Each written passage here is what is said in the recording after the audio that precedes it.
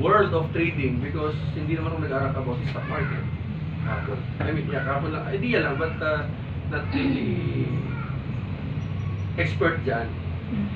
Pero ang nakakatch ng attention ko sa kanya is pag nasa stock market ng isang company, which means parang like SM, mga big company, Jollibee, nasa stock market. Ang sinasabi niya doon is walang chance na yun na mag-shutdown. Kasi ang sinasabi niya, kahit pag sa Pilipinas mag-close sa ibang bansa, merong buffer. Maalala niyo yung shinare ni Boss Bong na merong liquid money, $100 million, ano? Kung magkano. Na whatever happens sa isang branch ng DXN, kunwari, nagkalipatan ng leaders sa let's say Pilipinas, let's say back then na zero ang Pilipinas, hindi magsasara si DXN. Ano yung bakit? Ito pinakita nyo. Talaga ba DXN yan? Oo, ito nga si Dr. Lim mo sabi nyo. Ayun. Wow, lahat.